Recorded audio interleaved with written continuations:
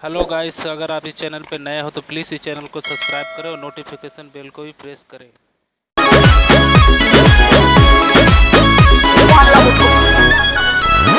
पिया संगे कैसे कटल रतिया, बोलो कैसे भइल शुरुआतिया,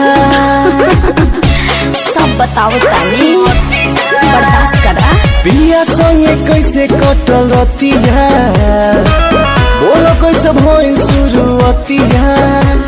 अरे ओठ से सटा के हम क्या पांचा धरत रहे कि बल्लब भुक भुक, कि बल्लब भुक भुक करत रहे, करे जवान करत रहे, कि बल्लब भुक भुक करत रहे, करे जवान करत रहे।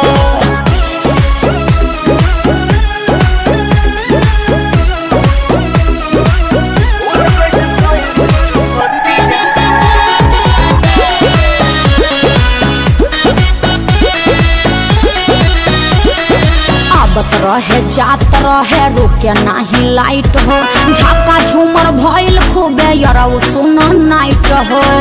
अरे हमार तो हालत खराब रहे।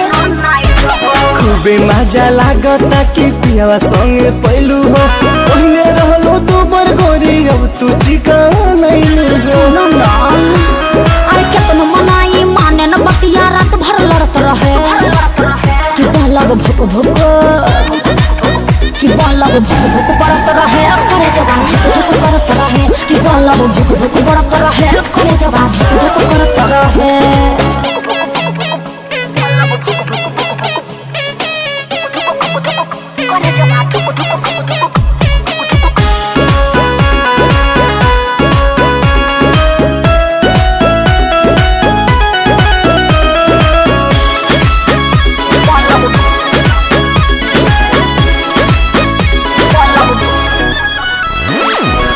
का तू करेला हो तोहर काहे जरेला, सैया दीपक राय हमसे प्यार बड़ी करेला। अरे बड़ी अच्छा है।